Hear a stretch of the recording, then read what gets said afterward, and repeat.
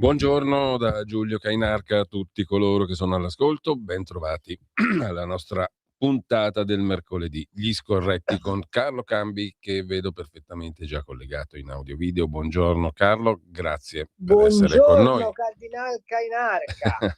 Allora, hai appena fatto per l'ennesima volta la rassegna stampa sul sito della Verità. Ho visto la che mia non è la la mia non è la rassegnata stampa. La rassegnata stampa, perdonami. Bravo. Ho visto che avete Perché anche finché ci saranno i comunisti, la mia sarà una rassegnata stampa. C'è anche un'impaginazione nuova, più fruibile per la tua edicola, per la tua rassegnata stampa. Ti Ho visto. posso dire una cosa? Siamo pieni di appelli sul Quirinale, eccetera, eccetera, ok? Vero, Sì. no? L'hai letto, no? Sì, sì, sì. Ecco, il Presidente della Repubblica che vorrei io è questo. Quale? Ascolta. Aspetta che...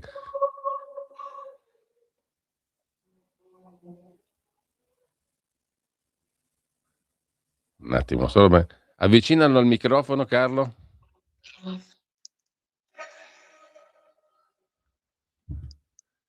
Aspetta. Io ho percepito un va pensiero.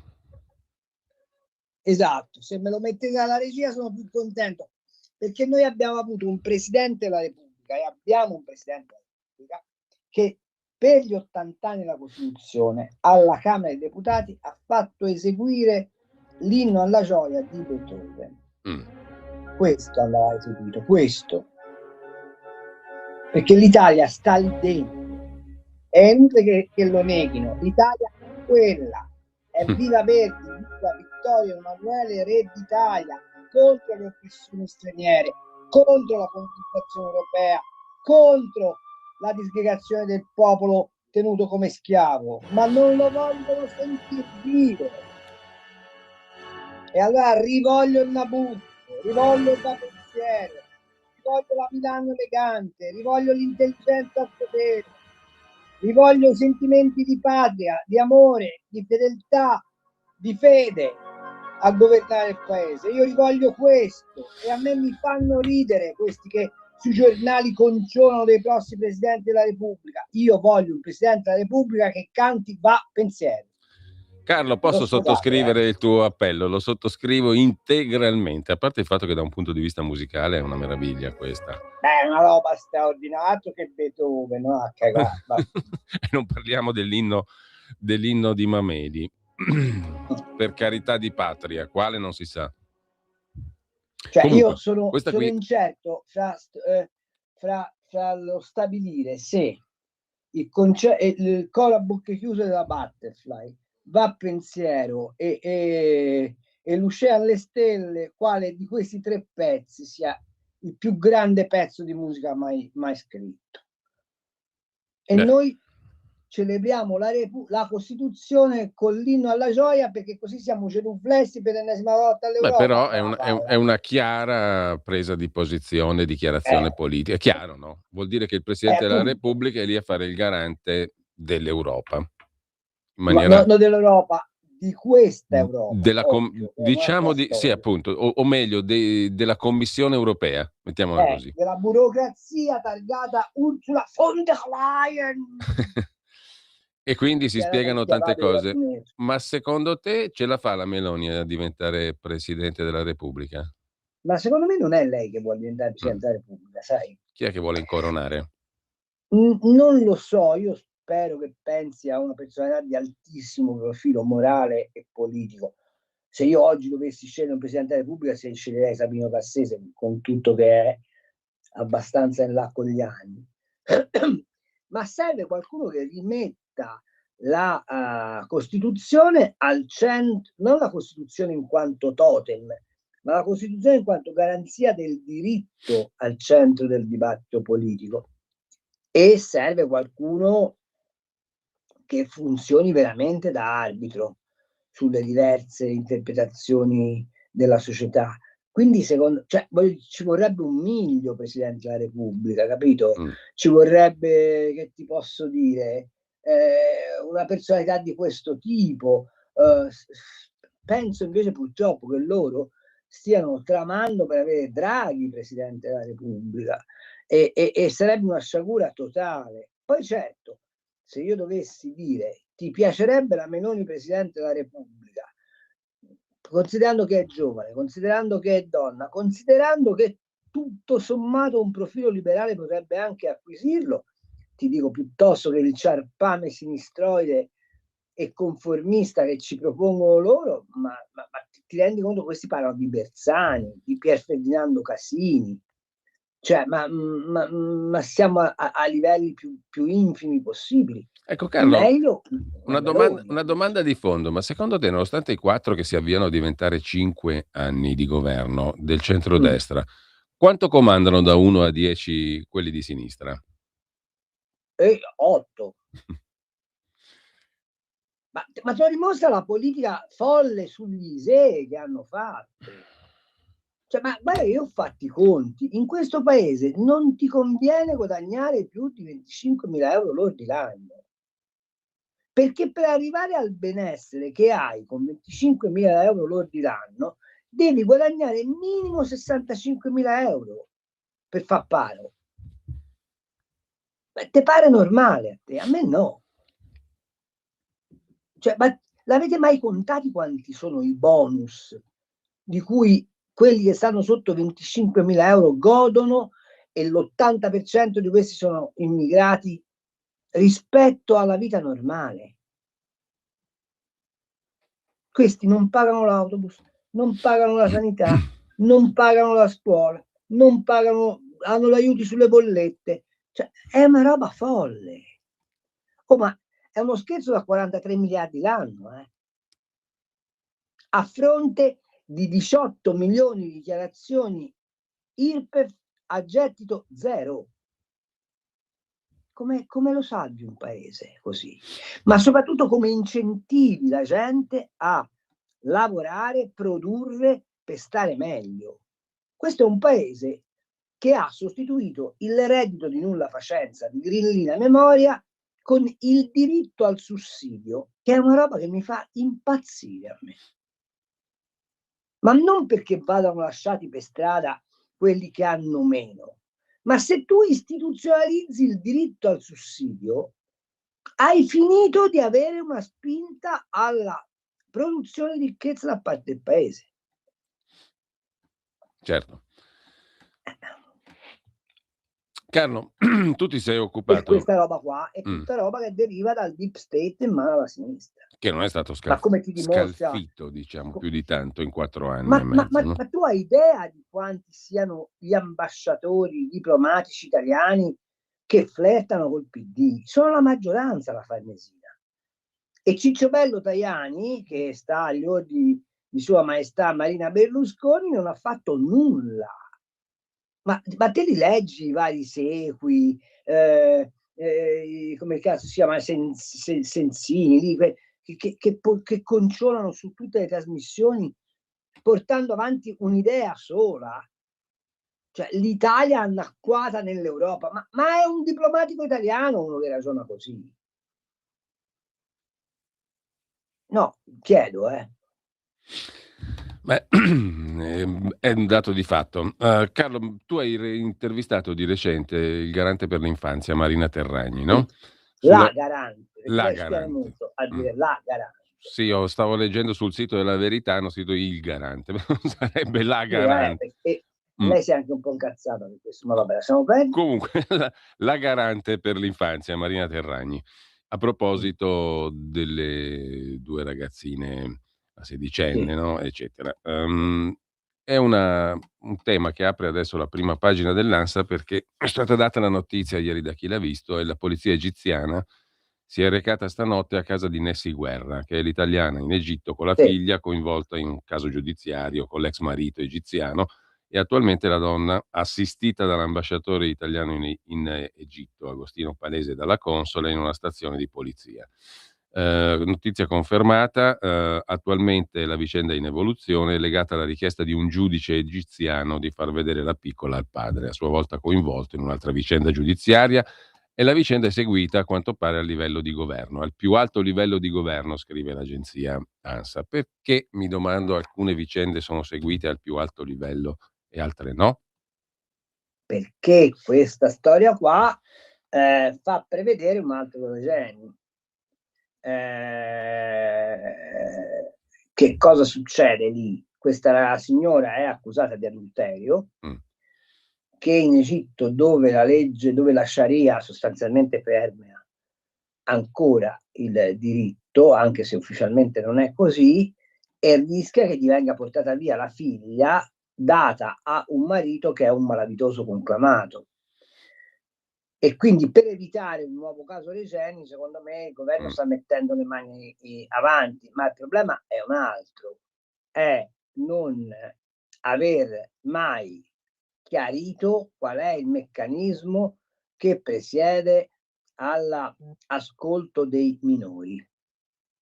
E peraltro la legge da questo punto di vista è chiarissimo: il giudice ha il dovere, non può, ha il dovere di ascoltare i minori, anche quelli sotto i 14 anni, e raccogliere da loro le loro intenzioni di vita, cosa che non viene mai fatta, mai, mai, perché il sistema delle assistenti sociali, che nasce dalla trafila di Bibbiano, dall'idea della sinistra che i figli appartengono allo Stato, fa in modo che nei tribunali l'unico parere che conta è quello dell'assistente sociale. E poi allora arrivi ai casi di Stella a Roma, portata via a scuola addirittura dalla polizia, arrivi ai casi delle 2 gemelline di Civitella Alfedena, gemelline, sorelline,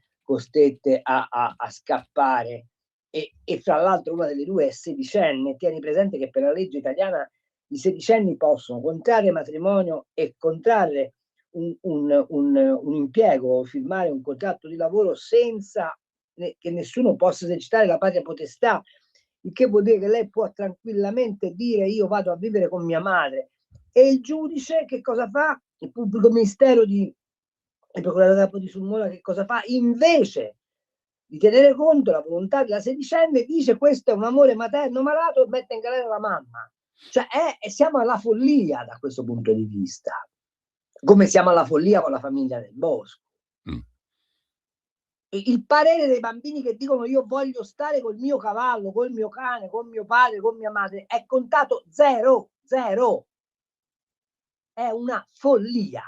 E la Terragni, nell'intervista che mi dà, queste cose qua le mette tutte in straordinaria evidenza, ma la cosa che mi meraviglia è che la Roccella, alla quale va tutta la mia solidarietà per le infamie che le hanno rivolto e tutta la mia vicinanza per il dolore che la colpisce, da questo punto di vista è stata morbida.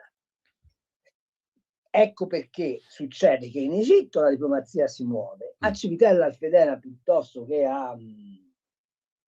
che per la famiglia del Bosco tutti zitti. Che comunque sarebbero questioni da affrontare a maggior ragione perché sono nell'ambito nostro, no, domestico, interno. Ma i dati sull'infanzia in questo paese, di cui nessuno tiene conto, sono da Burkina Faso. Cioè in Italia spariscono 30.000 bambini all'anno. È vero che l'80% vengono ritrovati, ma son 30.000, ragazzi. E se spariscono, perché spariscono? Perché fanno degli allontanamenti volontari? Sì, ma vuol dire che le condizioni in cui vivono non sono buone, perché vengono portate via da dei parenti, sì, perché le condizioni di affettività non sono buone, perché sono figli spesso e volentieri di matrimoni misti, come sta capitando all'italiana che sta in Egitto, con i padri musulmani che li rapiscono e li riportano via. E di tutta questa roba qua non si occupa nessuno. No, io stavo guardando questi numeri che in effetti tu hai richiamato. Allora, formalmente ci sono, se non sbaglio, 17.000 denunce di scomparsa, che non significano i casi di scomparsa complessivi, no? Perché le denunce sono in numero inferiore ogni anno. Esatto. Si stimano 30.000. Questo vuol dire che solo riferendosi alle denunce, 17.000 di scomparsa di minori ogni anno, abbiamo una media di 50 casi al giorno, che è una cifra impressionante, da terzo mondo mi viene da dire. È una cosa intollerabile veramente, impensabile. E l'80% di queste segnalazioni riguarda adolescenti e minori stranieri non accompagnati, che si allontanano da centri di accoglienza o comunità. Anche questo è un tema enorme, no? Cosa fanno 40, 30, 40 minori al giorno?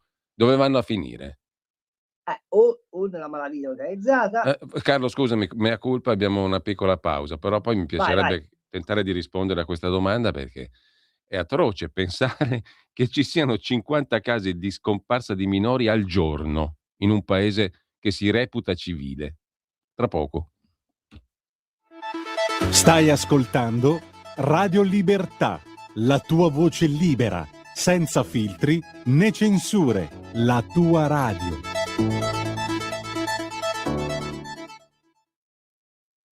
Sempre più liberi con La tua radio è il nuovo sito che mette in prima pagina opinioni, firme, notizie, uno sguardo nuovo e originale sui fatti che ci circondano. Il nuovo quotidiano online. Semplicemente radiolibertà.net. Stai ascoltando Radio Libertà. la tua voce libera, senza filtri né censura. La tua radio. Rieccoci in onda con Carlo Cambi. Carlo, com'è che si spiega sto fenomeno e perché si fa così poco per combatterlo, per risolverlo, per affrontarlo? Perché allora facciamo un ragionamento, sai quanto spendiamo all'anno in comunità noi, per i minori?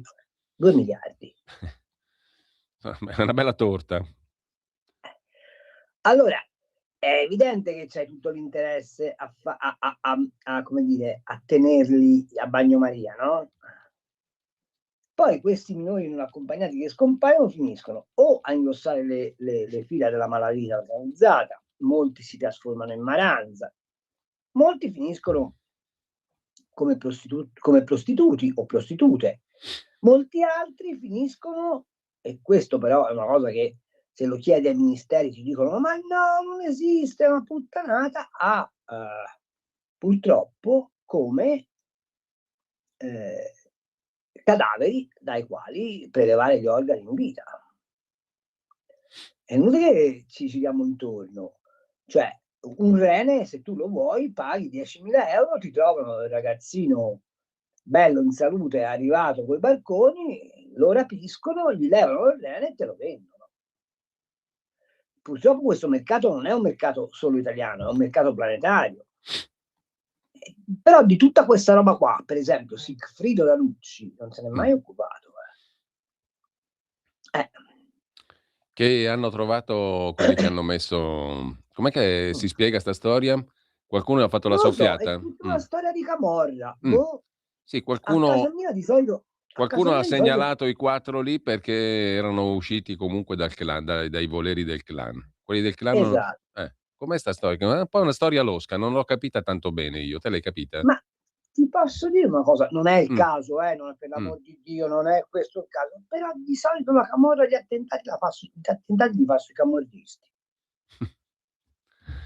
Tra di loro, diciamo. A occhio, io sai, ho lavorato per qualche tempo al sud, quando facevo il caporedattore di Repubblica a Napoli, mandato al confino da Scalfari. Non mi risulta che la camorra faccia attentati. La mafia sì, li ha fatti attentati verso altri, ma la camorra di solito quando mette nel mirino qualcuno è perché o non le ha pagato il pizzo o ha fatto uno sgarro all'organizzazione, non è che ci sono altre motivazioni. Sì, ma diciamo un Però non regolamento è di questo il conti. caso, però vorrei che fosse chiaro, non è questo il caso, per l'amor di Certo, Dio. è un È ragionamento una puramente considerazione accademico.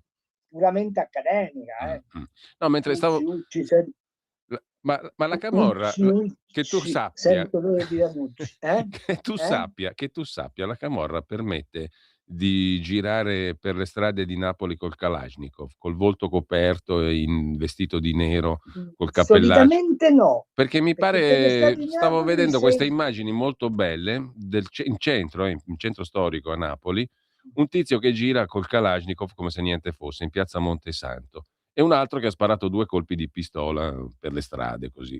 solitamente la No, camorra a me non pare che la camorra tolleri no. soggetti così Quando la camorra decide di fare la stesa, fa la stesa, ma è la stesa di camorra. Cioè, operazione fatta nell'arco di 3 minuti, si ammazza chi si deve ammazzare e si torna a casa. Anzi, la forza della camorra, soprattutto a Napoli in città, è di mantenere quanto più possibile l'ordine. Ti racconterò questo episodio. Quando io facevo il caporedattore a Repubblica a Napoli, Frank Treddita, l'allora capo della Mobile, mi disse: Dottor, vieni a fare un giro di notte con noi che ti rendi conto della situazione. Io faccio il giro di notte e giriamo per il rione Sanità e vediamo tutti i vicoli al buio. E invece ce n'era uno perfettamente illuminato. E io gli dico: Frank, ma perché quello sta illuminato e quell'altro sta al buio? E chi a me mi risponde? Perché chi sta è la via del boss. giusto, Capisci? Sì, allora la camorra a Napoli ha tutta l'intenzione e l'interesse a mantenere l'ordine e la pace sociale. Beh, risultava anche a me, perché addirittura a comporre le liti e le rogne derivanti da intemperanze di Ma se singoli tu, allora, soggetti nei vari quartieri. Se c'è il abbi tizio che va pazienza. fuori dalle righe, arriva il camorrista, lo mette a posto, no la polizia. Se tu sei Giulio O Cainarca, la o io sei, camorrista, perché a me m'avevano spiegato che certe cose le fanno i camorristi maschi, certe altre le donne. non solo, in alcuni vicoli chi comanda è la mamma santissima, cioè la signora. Sì. Però se tu sei Giulio Cainarca e per caso in un mariolo ti affrega la macchina, no? E si ritiene che lo sgarbo a Cainarca non si deve fare perché Kill è un giornalista che ha un suo peso. Tu dici: scusa, non devi andare in questura. No, Vai in assolutamente. qualche bar e dici: scusate, che per caso avete visto una Lancia Y targata così, perché Kill è la mia. Te stai tranquillo che nel giro di 12 ore ti ritrovi la macchina sotto all'albergo. Ecco, detto questo Carlo, a me mi viene da fare una domandina proprio terra terra, ma chi comanda in Italia?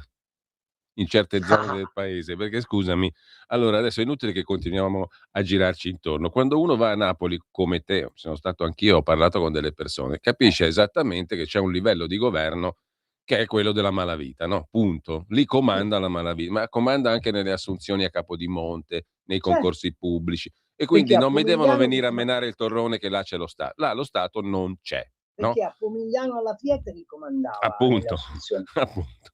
2 mafie, la CGIL e la Camorra. A Benevento, al famoso pastificio, chi è che comandava nelle assunzioni? Appunto, Quindi fatemi capire chi comanda. Mezza Italia la comandano le mafie. Ci fu un illustre giudice che conosceva benissimo cosa vuol dire essere mafiosi, essendo nato negli stessi ambienti da cui provenivano i mafiosi, che ebbe un po' di intuizioni interessanti per fare la lotta alla mafia, no? Compreso il saper trattare con i mafiosi e compreso il certo. seguire il flusso degli interessi e dei soldi. Quel giudice l'hanno fatto fuori, era il lontano ma 92. anche il suo partner più fidato hanno fatto fuori. Appunto. Da lì in avanti io ho la vaga sensazione che nessun altro, tutti hanno capito la lezione, e nessun altro degli illustri magistrati, lor signori che hanno un immenso potere, abbia seguito quella strada là. Mi sbaglio? No, Questa è una convinzione no, sbagliata? allora diciamo le cose come Mh. stanno. Tu hai avuto come successori Scarpinato e Caffiero De Rao. che stanno nella commissione antimafia, si rifiutano di essere interrogati e a fronte della visibilità di prove evidenti di utilizzo a fini, diciamo così, impropri delle intercettazioni degli spioni, dicono non vogliamo rispondere. Però la domanda è: per quale cappero di motivo quel giudice di cui tu parlavi a un certo punto si deve rifugiare sotto l'ala protettiva di Claudio Martelli, sì, altrimenti lo fanno Ministero. fuori prima? Perché? Perché evidentemente la società siciliana, come sapeva benissimo il generale Dall'Alberto della Chiesa, senza la mafia non funziona. Ecco, certo, e questo vale per Napoli, vale per Benevento. Vale per Napoli, vale per la Calabria, vale per la Puglia, vale per la...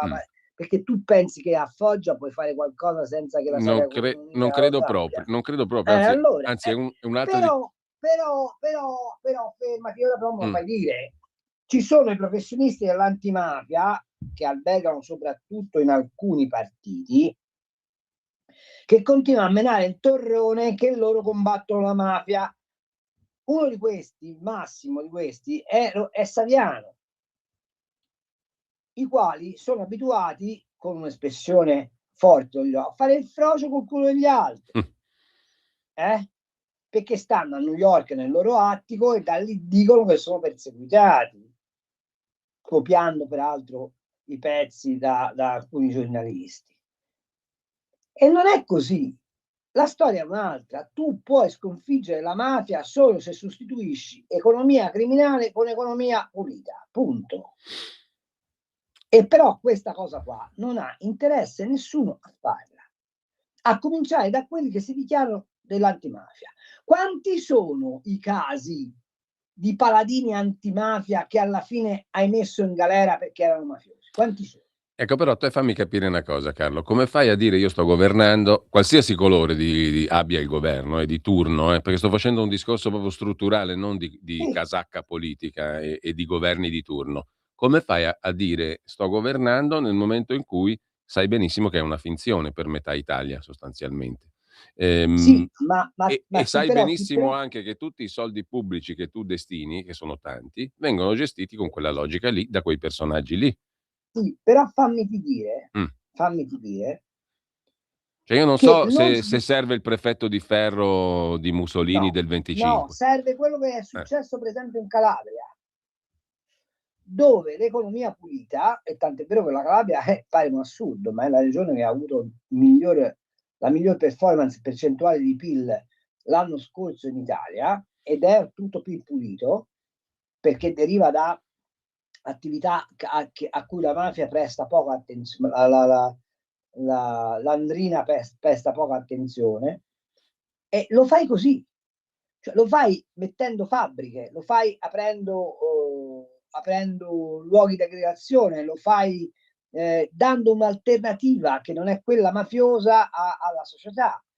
Ma se continui a sovvenzionare le pensioni di invalidità finte, perché questo ti porta voti, non stai fertilizzando con la alternativa buona al territorio, stai semplicemente confermando che il loro destino è l'accattonaggio, e quindi preferiscono accattonare piuttosto dallo Stato, che paga male ed è distante, accattonare dal capo mafioso che paga cash e ti tratta meglio. Questa è la verità. Cioè, parliamoci chiaro, non è che è cambiata la storia della mafia, delle organizzazioni criminali, ma perché nasce la mafia? Perché quando arrivano i Savoia, o meglio, pensano che arrivino i Savoia, guarda che il testo più antimafia del mondo è Il Gattopardo, di Tomasi Lampedusa. Quando arriva l'idea che si sfa l'ordine costituito, le borghesie, le aristocrazie, ma anche il popolino, che non si fida dei nuovi, ritiene che il capobastone sia il riferimento sociale, e per decenni la mafia ha lavorato a garantire le popolazioni del sud. Per garantire le popolazioni del sud cosa doveva fare? Doveva fare la malavita al nord, e questo è lo scambio che si è si è perpetrato. Tant'è vero che poi qual è il periodo peggiore per la mafia? È il periodo degli stracisti, è il periodo di Totò Riina, è il periodo degli omicidi senza senso, è il periodo della strage di Capaci, della strage dei georgofili. È quel periodo lì che a un certo punto gli altri mafiosi dicono: ma noi non ci siamo mai comportati così, perché a noi per fare i piccioli dobbiamo fare altre cose. E si mettono a spacciare la cocaina, eccetera.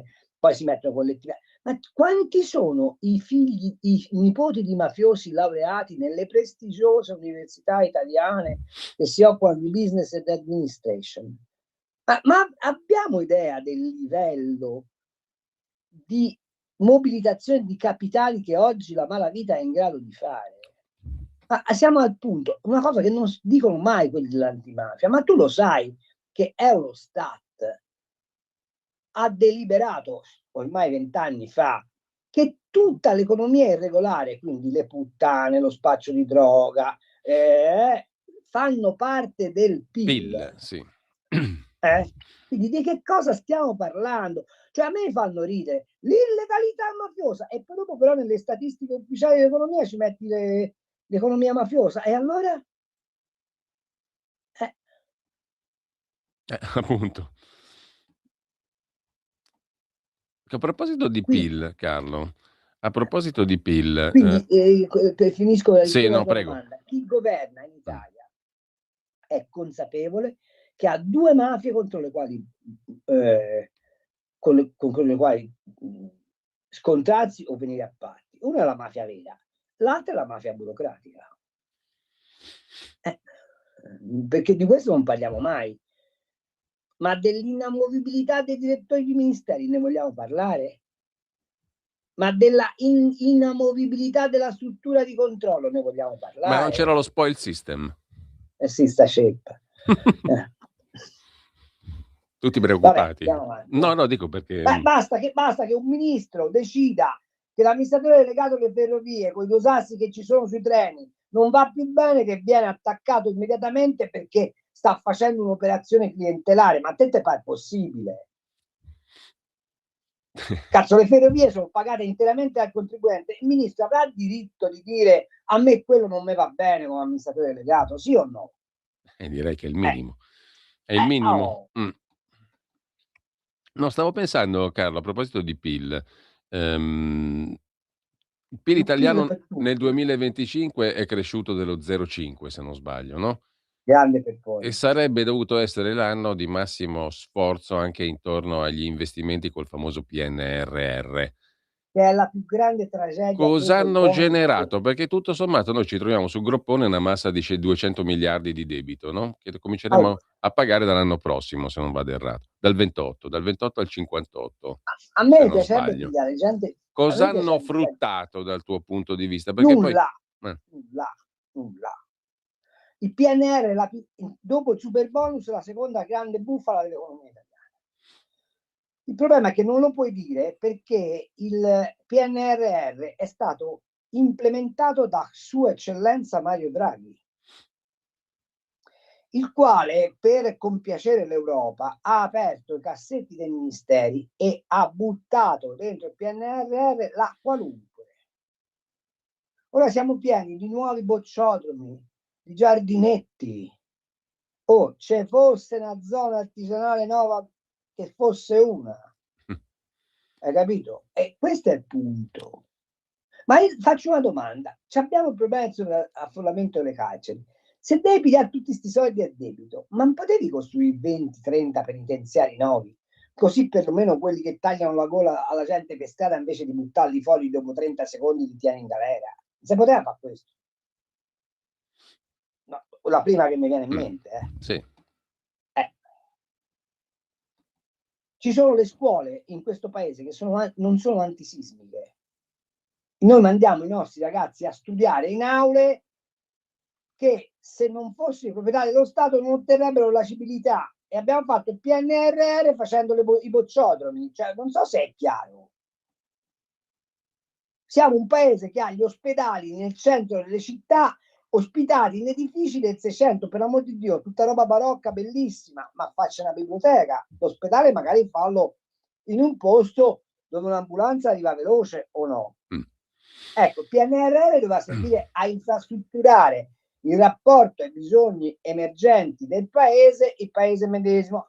Invece è finito a dare miliardi a pioggia a sindaci che se ne sono fatti vanto, realizzando roba che non cambia di una virgola la capacità di produzione di ricchezza del paese, col piccolo particolare che dobbiamo ricacciare 200 miliardi a interessi del 3,5% che sono superiori a quelli che adesso stai pagando sul BTP a 10 anni.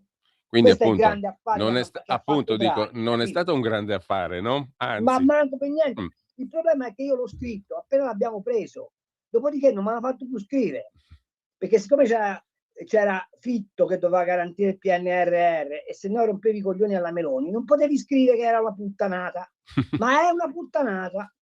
No, poi tra l'altro un'opera simbolo che riassuma il senso di questa cosa io non la vedo, no, in giro per l'Italia. Non c'è. Perché anche Dice, sai, ho preso il PNRR, ma il punto sullo stretto l'ho Eh. fatto. Cazzo. No. Ti piace o non ti piace, lascia perdere. Ho preso il PNRR e ho quadruplicato l'autostrada del Sole. No, poi mi viene in Così magari il mente, Ponte Carlo, Morandi non casca più. l'abbiamo ospitato l'altro giorno, c'è un nostro amico, un collega giornalista e anche segretario dei Radicali Lucani, si chiama Maurizio Bolognetti, nel suo piccolo alatronico ha cercato di usufruire del Freedom of Information Act all'italiana. Tu sai che dal 2016 noi cittadini abbiamo il più ampio potere ispettivo, di conoscenza, Sì, eccetera, eccetera. dovremmo. Sì, e ha chiesto al suo comune i progetti del PNRR, gli appalti, chi li ha vinti, cosa stanno facendo. Oh, gli hanno mandati i carabinieri, eh? Eh sì. Hai capito? Altro che, Sì. altro che libertà di informazione. No, ma poi mi domandavi tu dove sta la mafia. Questa che è? In comune, e certe volte sta anche in un comune, capisci? E presso le caserme dei carabinieri. Mi assumo la responsabilità di quello che dico, ma quelle sono intimidazioni paramafiose. Perché quando Sì. uno chiede Allora io ho documenti e il caso, dati, poi ora ti spiego, posso fare un caso specifico? Mi consenti? In un minuto me la levo. sì, Una mia cara amica, avvocata di Macerata, ha avuto la madre devastata dal vaccino Covid. Devastata. Si è beccata una dermatite bollosa, questa povera donna, e è da 4 anni che è piagata completamente. Ok? Questa ha fatto giustamente causa ed è 4 anni che i tribunali della Repubblica chiedono perizie su perizie su input dell'Avvocatura dello Stato, perché questa causa, invece di puntare al riconoscimento del danno diretto, punta al risarcimento del danno. E le hanno spiegato, cara avvocata, questa causa non deve andare avanti, perché se passa l'idea sarebbe una causa che pilota. dagli effetti avversi del vaccino ci sono dei risarcimenti, tutti quelli che hanno avuto effetto avverso del vaccino possono chiedere risarcimento e lo Stato fallisce. È una motivazione molto interessante, sotto molti aspetti. Che differenza c'è? Quindi quanta gente temono che abbia danni, abbia ricevuto danni? La domanda è, quanta gente temo che abbia avuto danni? Addirittura nell'ultima rinvio che lei ha avuto, il giudice aveva nominato come ulteriore perito Bassetti, che non è perito di tribunale, non è iscritto su periti, non fanno questo mestiere, però va in TV. Che però va in TV, il quale, presa la pratica in mano, ha fortunatamente declinato l'incarico, perché la mia amica, aiutata anche da me, ha prodotto in tribunale qualcosa come 150 pagine di pareri elegiaci di Bassetti nei confronti del Ministero della Salute, ma veniva chiamato da un giudice della Repubblica Italiana a fare il perito su una causa che presuppone la responsabilità del Ministero della Salute. Beh, nessun conflitto di interessi, soltanto interessi. Capisci? Allora la domanda è: come fai a ritenere che puoi pulire lo Stato se stiamo a questi livelli? Se a un cittadino è negata non la giustizia, ma l'accesso alla giustizia. E faccio questo caso come potrei farne migliaia. Ti capita mai di leggere sui giornali questa roba? Mai. Ecco, io dal centrodestra mi sarei aspettato, e ancora me l'aspetto, e sono convinto che prima o poi ci arriveremo, a maggior ragione se avremo un Presidente della Repubblica di centrodestra, che questa impalcatura paramafiosa venga del tutto smontata.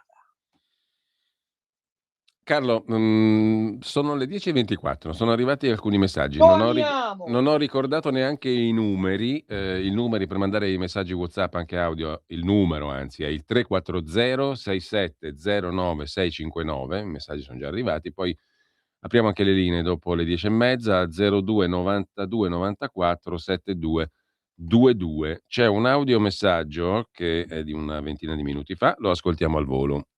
Giulio, buongiorno Carlo, sono Walter. La vicenda di questa signora che ha avuto un figlio malavitoso.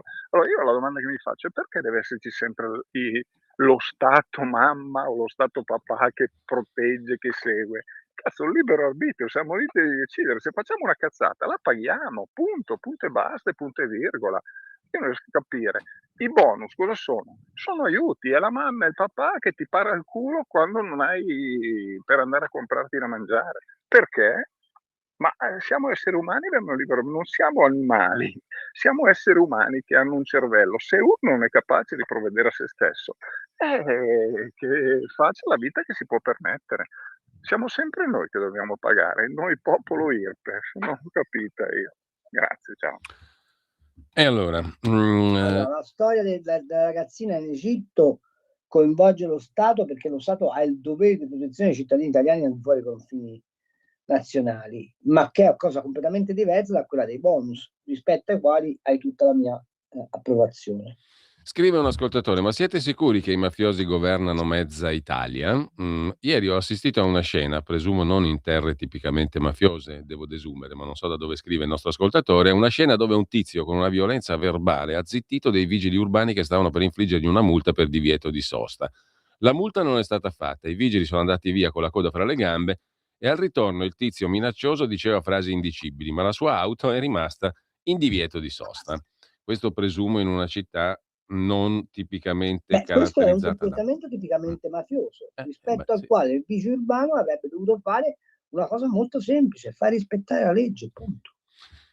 Saluto Angelo da Venezia, più PIL per tutti. A proposito di PIL, Emilio, penso sia ora di bandire l'Islam dall'Italia. Se qualcuno mi dice che è impossibile, rispondo: come mai i cattolici sono banditi nei paesi islamici? Non è esattamente l'argomento di cui si stava discutendo, mentre Maurizio aggiunge su... Scusami, voglio ricordare a questo tuo ascoltatore che io sono promotore del 7 ottobre come festa nazionale, sì, ma non rispetto agli stragi purtroppo negate di Hamas, ma rispetto alla battaglia di Lepanto, quindi con me sfondi una porta aperta.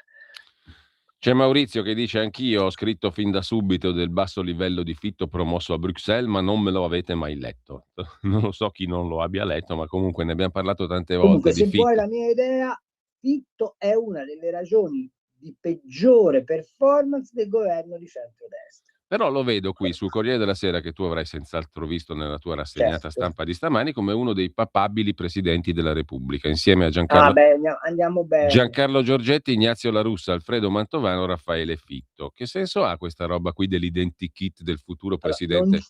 Niente, serve esclusivamente a dire che la destra oltre non lo può fare, non può fare niente. Serve a tarpare le ali alla destra. Ma perché vedo Giordano Bruno ben due Presidente della Repubblica? No. Faccio una domanda: perché Giordano Bruno Guerri Presidente della Repubblica no?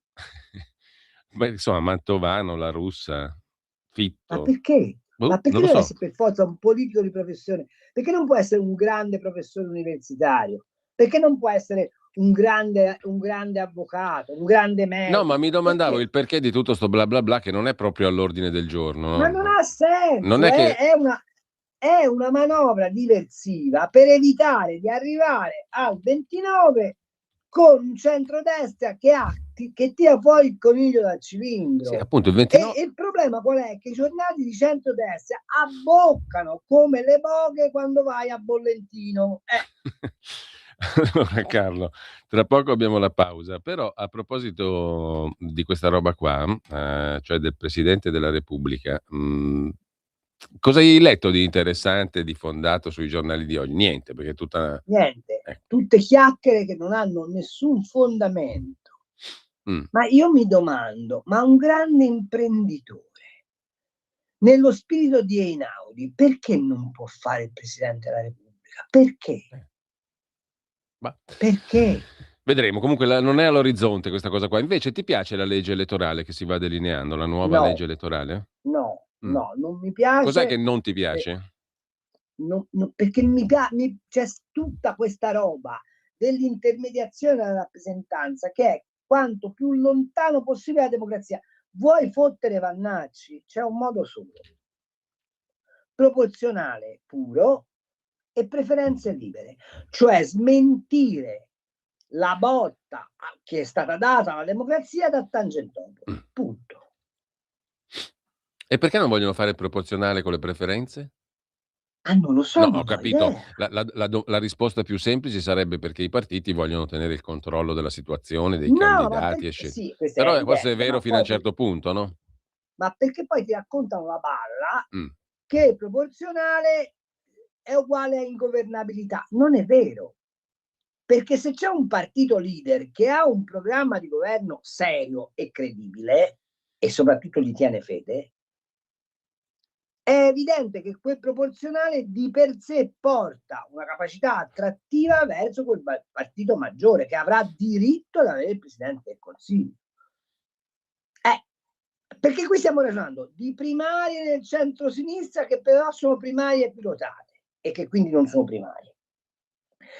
Con la decisione del premier eventuale del campo largo derivante dai voti ma i quali voti vengono presi su collegi uninominali e su liste bloccate, per cui c'è il capolista bloccato oppure ci sono con l'elenco di preferenze prestampato nella scheda, oppure ci sono 3 capolista e la possibilità di indicare da 2 a 5 preferenze ulteriori libere all'elettore. Oh, ma nella Costituzione c'è scritta un'altra roba, Allora abbiamo la pausa, allora, se Carlo. tu sei centrodestra, sei la destra e vuoi parlare direttamente col tuo popolo, devi avere un coraggio, devi dire: ragazzi, i rappresentanti li scegliete voi, le idee che vi proponiamo sono queste, sapete che esiste un patto di federazione, quindi di governo fra Lega, Forza Italia, Fratelli d'Italia, noi moderati, vogliamo fare un blocco liberal democratico in questo cazzo di paese, votateci. Questa è la legge elettorale che devi fare, secondo me. Poi può essere che mi sbaglio. Carlo, pausa e poi siamo di nuovo qua tra 2 minuti. Lo amiamo. Tanto. Stai ascoltando Radio Libertà. la tua voce libera, senza filtri né censura. La tua radio. Lo amiamo perché ci offre sempre le cose più buone e naturali. Linea Alberto Acerbis. Buongiorno cari amiche, buongiorno cari amici di Radio Libertà da Alberto Acerbis. Se volete prenotare il nostro olio tramite il sito, vi ricordo olioacerbis.com. Lì entrate e vedete la nostra azienda, ma trovate anche nella sezione cosmetica la nostra linea La Bava di Lumaca Rimas. Sono già tantissimi anni, più di 18 anni che le nostre amiche, in modo particolare in questo periodo, ordinano la nostra crema La Bava di Lumaca. Attenti alle parole, attenti, eudermica e certificata da BioCert Italia come crema biologica. A cosa serve la crema La Bava di Lumaca Rimas della Acerbis? Combatte le rughe, scottature, psoriasi, dermatiti, cuperosi, elasticità della pelle, idratazione, scottature, insomma una crema a 360 gradi. Ma ricordo, crema biologica, l'offerta, siamo in raccolta negli allevamenti convenzionati in questi giorni perché poi le chiocciole vanno a dormire. Attenti perché è una cosa davvero fuori di testa. Una crema La Bava di Lumaca biologica eudermica Rimas 35 euro, trasporto gratuito, ma 3 Rimas, 3 non hanno scadenza, siete a posto fino a settembre, 79 euro. Chiamate 030 68 40 408 produzione limitata, oppure olioacerbis.com, sezione cosmetica. C'è chi te la racconta sbagliata e chi te la racconta male. C'è chi te la racconta tagliata e chi te la racconta al contrario e chi non te la racconta affatto. QDS te la racconta giusta. Ogni giorno la tua terra, il suo presente, le sue attese, la sua volontà di rinascita. Leggi, abbonati, scegli il Quotidiano di Sicilia. L'informazione giusta per crescere insieme.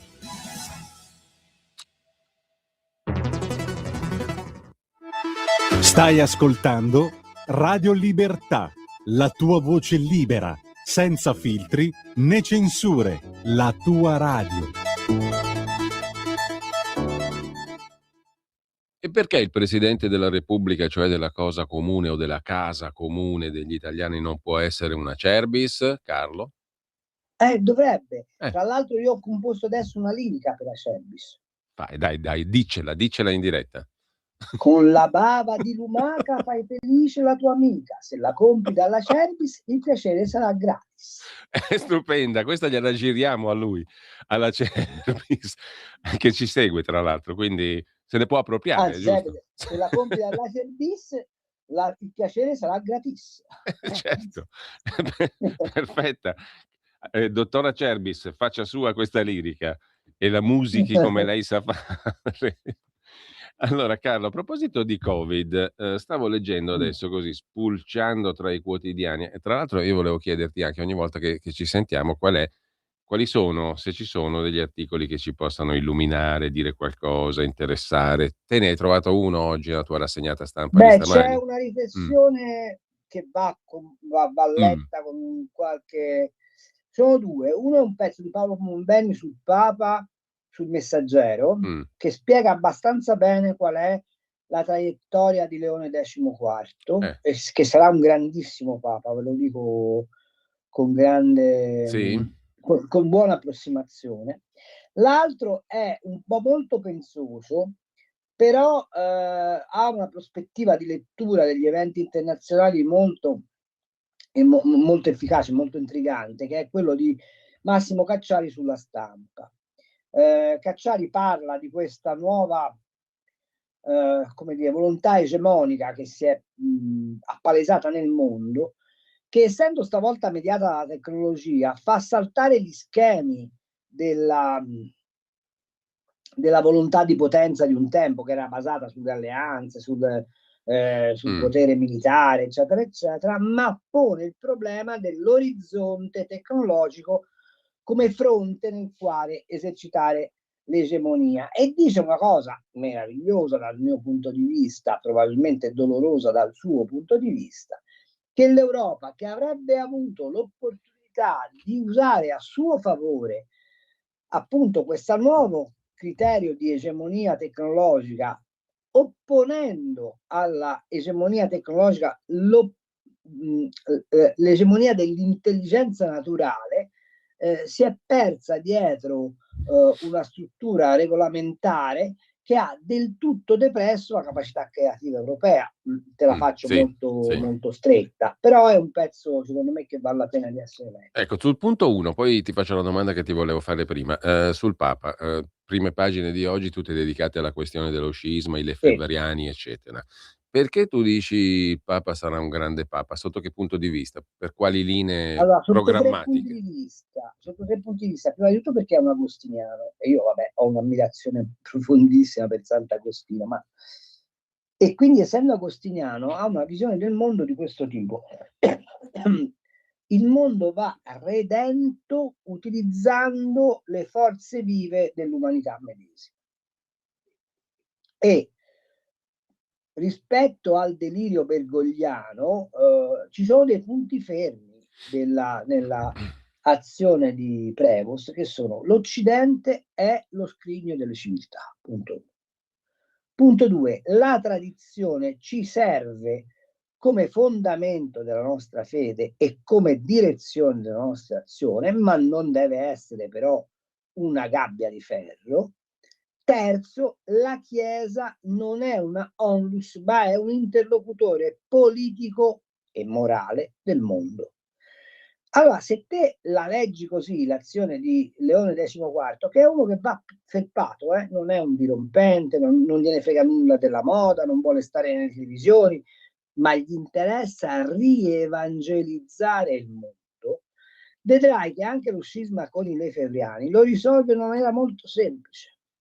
Sdoganerà la messa in latino, che era stata messa al bando da Tuccio insieme a quello scappato di casa di Bergoglio con l'Encicla Vetus Ordo, e consentirà i riti tradizionali dicendo però questa non è la cifra, non è l'unica cifra della Chiesa, e quindi toglierà ai lefebvriani l'acqua nel quale loro nuotano, facendo risaltare che quello scisma è solo esclusivamente una questione di vanagloria e di potere, ma che dal punto di vista dottrinale la Chiesa è capacissima di tenere nel suo alveo tutte le spinte che vanno dalla tradizione all'innovazione, purché non siano contro le parole del Vangelo. Punto.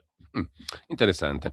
Mentre invece la domanda che ti volevo fare ha a che fare con la vicenda Covid, alla quale accennavi prima, no? È stato Come avrebbe detto Arcuri, qui gattaci Covid. appunto, vedo che si discute dell'intervista fatta da Nicola Porro a Giuseppe Conte l'altra sera in TV. Consentimi di dire che Nicola è stato un gigante da quel punto di vista. Dopodiché, appunto, Conte dice: io mi farò ascoltare dalla commissione, Arcuri è pronto anche lui. Se ne cava cosa, secondo te? Se ne cava che sicuramente hanno gestito la faccenda Covid come se fosse come dire, un affare di famiglia, ma famiglia ci siamo capiti cosa vuol dire, che hanno avuto la grande come dire abilità nel tenersi amica la magistratura, che tant'è vero gli ha archiviato una serie di procedimenti, ma che politicamente lui rischia di uscirne con le ossa rotte, tant'è vero che non vogliono infierire in questo momento né i tribunali né la sinistra, perché sanno perfettamente che se gli salta come dire, l'age di Conte, gran parte dei voti del Movimento 5 Stelle vanno a Vannacci, e quindi la interpreto come una questione di salute pubblica il non dare spazio a costui, a queste come posso dire, inchieste, no? Scusa, mi stava scivolando il telefono. Ma a proposito, per farti capire come questi intendono le cose, vi voglio leggere l'attacco dell'editoriale di oggi di Marco Travaglio. Nel magico mondo della destra italiota, il pregiudicato per frode fiscale e finanziatore della mafia, che sarebbe Berlusconi, è un santo. I pregiudicati per mafia Dell'Utri, Dalì e Cosentino sono martiri. Il pregiudicato per favoreggiamento mafioso Cuffaro è un alleato. I pregiudicati per corruzione Previti, Formigoni e simili sono statisti. L'assassinio ergastolano Chicco Forti è un eroe da accogliere a Ciampino, ma l'incensurato Conte è un delinquente. Eppure l'incensurato Arcuri è un delinquente. A questo serve la commissione voluta dalle destre e quindi da Renzi a trasformare gli innocenti in colpevoli e viceversa. Tutto questo ti dà la misura del fatto che loro non vogliono che si arrivi alla verità su come è stata gestita l'emergenza Covid, perché la loro la pigliano esclusivamente dal punto di vista della colpevolezza penale. Sì. Qui c'è una inadeguatezza tecnico-politica e una sciatteria gestionale che fa spavento, che forse non intacca il codice penale, ma certamente dà un giudizio politico di totale incapacità di quella classe dirigente. E faccio notare che lui parla dei pregiudicati. Il signor Travaglio è un signore che ha 15 condanne per diffamazione sul collo, e quindi la parola pregiudicato contro gli avversari non è titolata ad usarla. Però tu sei a questo livello in questo paese. Carlo, ma abbiamo un audiomessaggio. Intanto ricordo, è già tardi, però le linee telefoniche le apriamo lo stesso per Non un so se tu po' hai di risposto. minuti. Sì, sì, chi vuole intervenire può farlo allo 02 92 94 7222, poi ai messaggi WhatsApp 340 6709 659. Mi domandavo mentre parlavi se quel tipo di mentalità lì, che conosciamo benissimo, quella alla Travaglio, per valutare le cose della politica, abbia ancora un favore popolare. Presumo sempre meno, però forse mi sbaglio nella percezione, perché in realtà poi quando si è trattato Beh, di secondo votare me si sta trasferendo sul vannaccismo quel tipo di mentalità lì. In che senso? Da che punto di vista? Cioè tu trovi lo stesso "giustizialismo" tra virgolette? Sì, sì. Lo stesso Sì, modus perché modus operandi è lo eh, stesso, parliamoci chiaro. cioè Cioè l'abito la stessa mentale. griglia di valutazione politica di Sì, Travaglio. sì, la stessa lì. No. E secondo me sì, tant'è vero che secondo me tutti dicono che Vannacci ruba i voti alla Lega E ai 5 Stelle. e alla Meloni.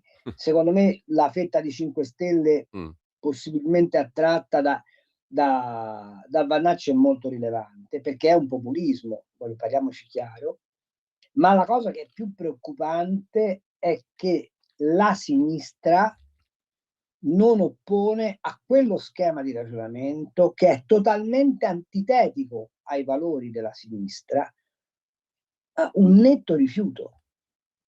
Cioè, come fai tu a fare il campo largo con chi ragiona in quel modo ed essere quella che voleva che Cospito uscisse di galera perché non deve stare in galera nessuno? Me lo spieghi come fai? Premesso che per me Cospito deve stare in galera, ma questo è un altro parimare. Cioè, non puoi avere un atteggiamento, quale hai sempre avuto, di estrema tolleranza verso il migrante che commette il delitto, e poi accettare che quello scriva sta roba. Non puoi. Carlo, abbiamo un audiomessaggio, lo sentiamo al volo. Buongiorno Pietro, Cambi dici che sarà un grande papa questo.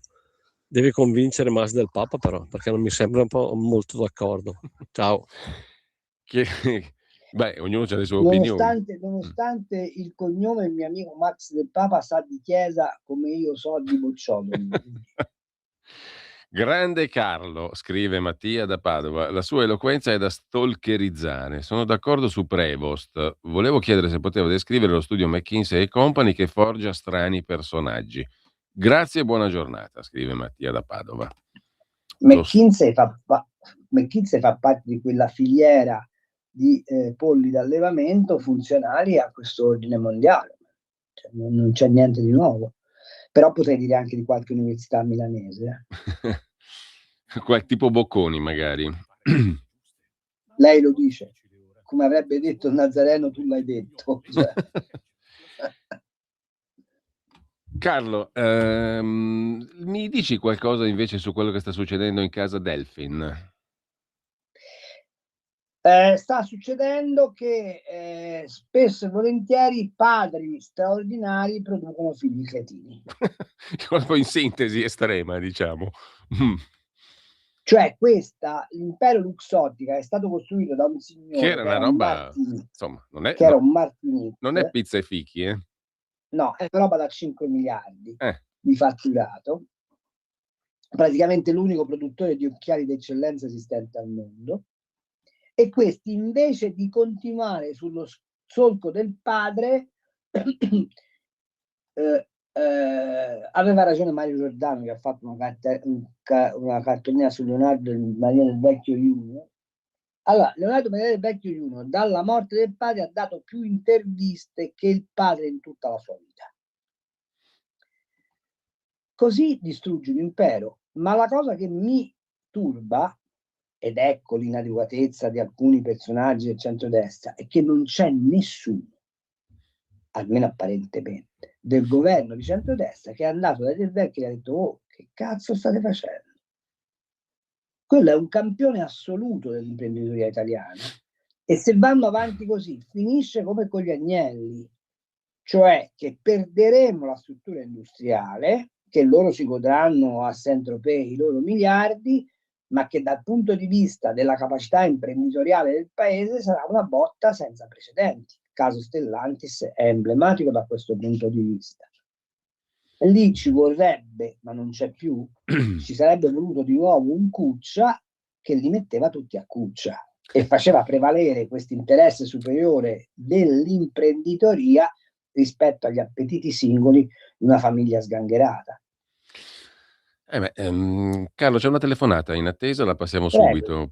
Poi c'ho un'altra cosetta che volevo chiederti. Pronto? Buongiorno a tutti e due, Lisetta. Buongiorno. Una cosa brevissima, naturalmente. Allora, vannacci di qua, vannacci di là. Io voglio dire solo due parole. Potremmo dire, loro signori, che il fenomeno del fronte nazionale non è un gioco di società, secondo me, è la spia di un malessere profondo che la politica dei numeri da destra a sinistra fatica assai a decodificare. Nient'altro, vi saluto e buona giornata a tutti e due. Grazie. Per Luxottica. Brava Lisetta, non ti haga con te straslamento. Devi sapere che quando c'era lui con Catenacci avevamo l'ascolto tutti i sabati dei Giovani Malilla. Bei tempi. Per la questione Luxottica scrive un Comunque ha ascoltatore. ragione Lisetta, ha ragionissima. Il problema è il tentativo della seconda moglie di taroccare il testamento, scrive un ascoltatore. Io non sono addentro a Ma queste sì, ma cose. ho detto che assomiglia alla storia degli Agnelli, ma il punto è un altro.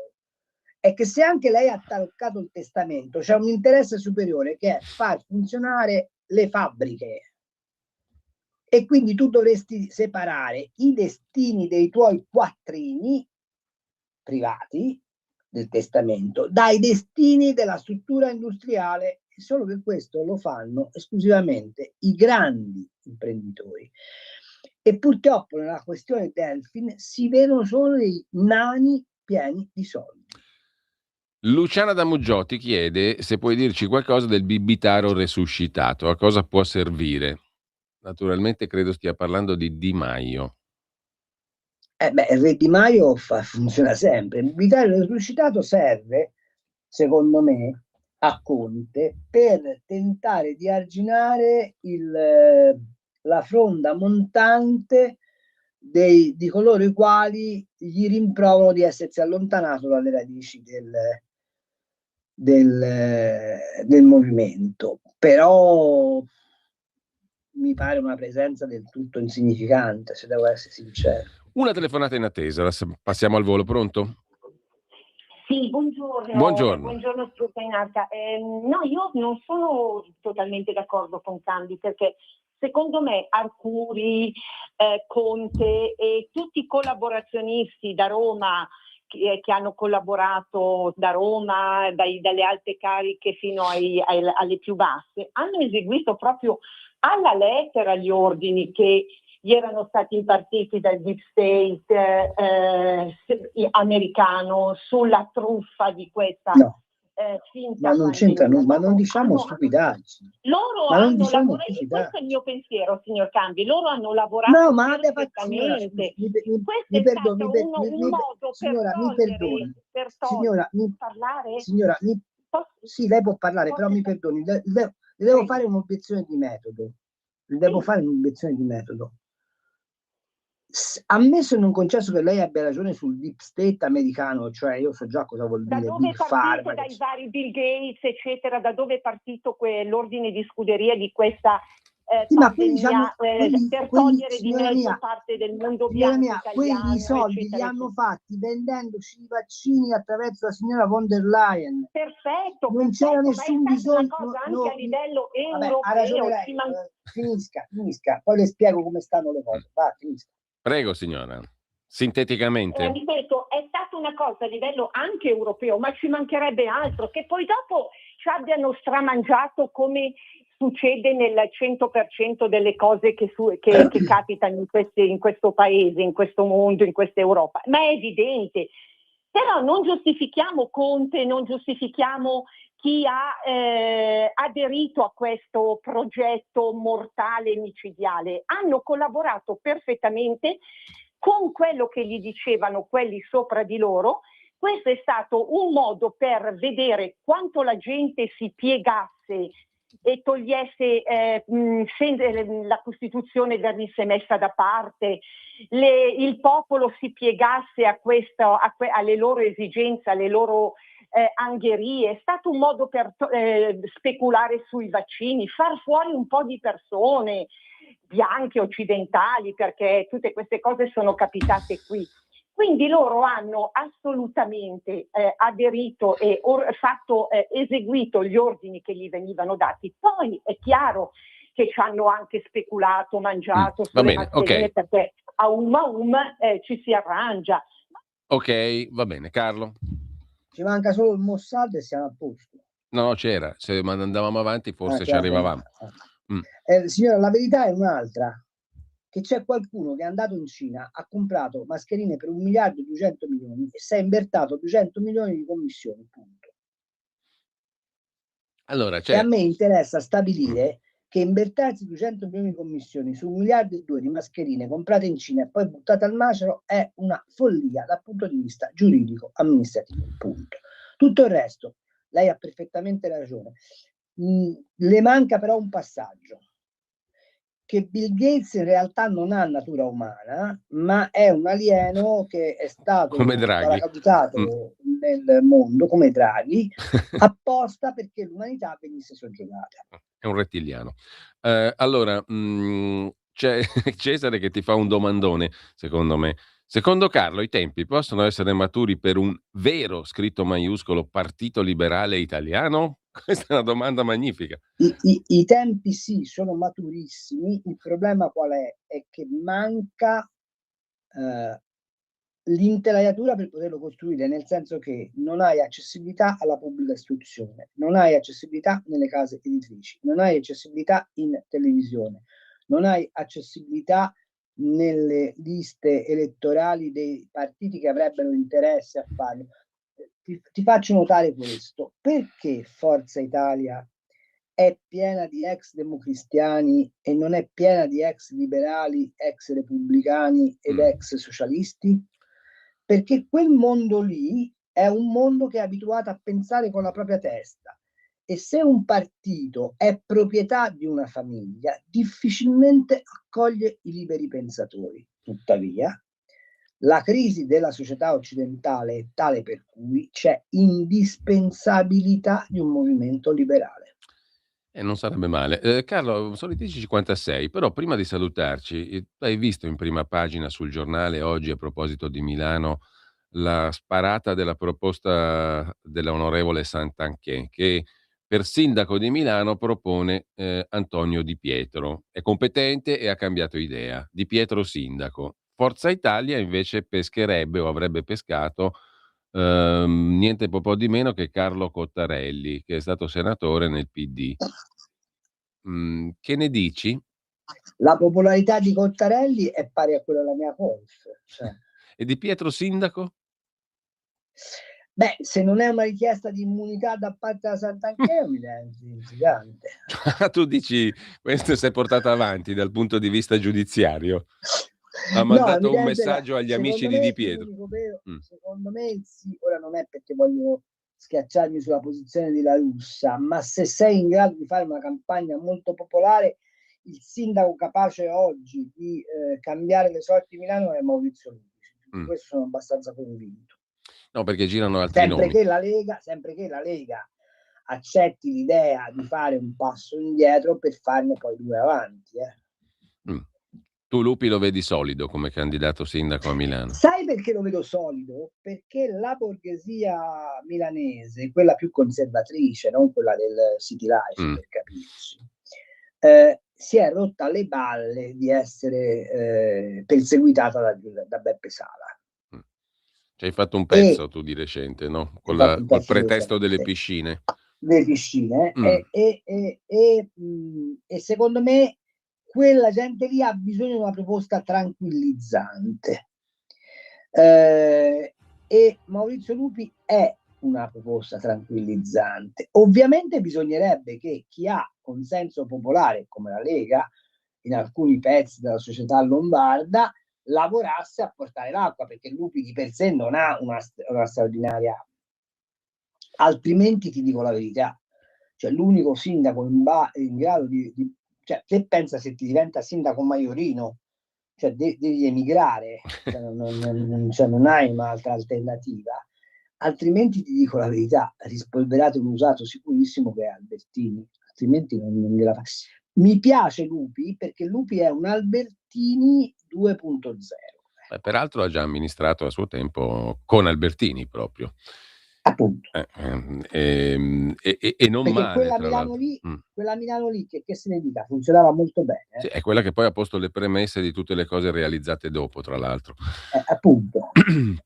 Carlo, dobbiamo salutarci qua. Sono le 10:59. Come al solito io ti ringrazio. Non sei molto soddisfatto stamattina? No, sto girovagando un po' tra le varie agenzie, eccetera. Ma lo Perché... vedi che non c'è una mazza in Ecco, giro, appunto, stavo arrivando a questa conclusione che faccio fatica a trovare degli spunti tra i giornali, le agenzie, eccetera, degni di interesse. E questa cosa non so se abbia ma non so se abbia cambiare il mondo dell'informazione. Non so se questo abbia a che fare col mio delle partite d'ordine per mobilitare il paese su delle scelte irrevocabili. Ma insomma, quello lì alla fine era il meno peggio tutto sommato, va? Come comico, dico Catenacci. Catenacci era un grande, ma tra l'altro è ancora vivo lui, Bracardi. Guarda, ti dico una cosa, potremmo pure cambiare la sigla della trasmissione e metterci il Va Pensiero. Senti che non è male sta idea, eh? Adesso glielo come dico. Atto di insubordinazione verso il Quirinale. Io ci ho fatto 25 anni, alle 7:25 il Va Pensiero, perché come tu sai era l'inno ufficiale della Lega, no? E a me mi piaceva. E sai che cosa facciamo? Dalla prossima settimana la sigla degli scorretti torna ad essere il Va Pensiero. Ce la facciamo rimontare, perfetto. Benissimo. Sì. Non lo so se si può, Sì, lo chiediamo. Perché ho una idea, poi ti lascio, se no la sforiamo, perché noi siamo rispettori degli orari, al contrario di altri. Quasi mai io, purtroppo. Perché sento il bisogno di riaffermare i valori solidissimi dell'italianità per uscire da questa melma. Questo è molto interessante. Ancora prima del dato di appartenenza politica. Grazie Carlo, grazie mille e un saluto a tutti. Ciao Carlo. Alla prossima, ciao. Avete ascoltato